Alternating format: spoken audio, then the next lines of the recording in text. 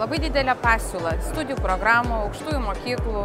Šiandien vyksta mugė, yra visos galimybės susipažinti ne tik tai su pavadinimais studijų programų, bet ir pabendrauti su visų aukštųjų mokyklų atstovais. Daug universitetų, daug galima kur pasižvalgyti, pasišnekėti, kas dešimtokas, reikia galvoti apie ateitį. Ir čia puikiai mugė, kur galima pasiklausinėti kitų žmonių, pažiūrėti, paklausyti patarimų. Aš manau, kad moksleiviai į parodą atvažiuoja skirtingai negu į universiteto atvirų durų dienas. Į parodą jie atvažiuoja būtent pažiūrėti kontekstą. Pagrindinis studijų parodos kabliukas yra būtent tame – pamatyti visumą. Esu tik dešimtokė, rinksius dalykus, tai labai ta informacija tikrai įdomi ir tikrai reikalinga.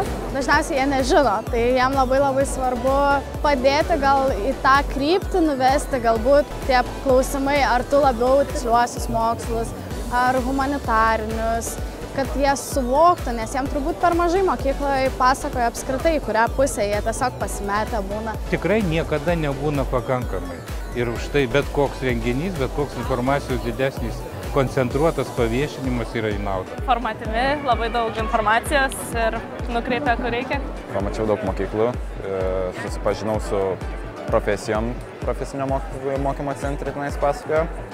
Tai visai įdomu. Daugelis abejoja, ką nori veikti gyvenime, ką nori daryti, tai čia puikiai vieta, tai sužinoti, išsiaiškinti. Labai šaunus kolektyvas susirinkęs, tikrai informatyvu. Daug visokių specialybių, mačiau, išsirinkau jau beveik, kur stosiu. Galiu tiksliai apsispręsti, kur noriu, ko noriu ir kaip gauti tai, ko noriu. Atėjus čia tiesiog pasiklausinėjau maždaug, kur tam tikri mokslai tiktų ir taip atradau savo specialybę.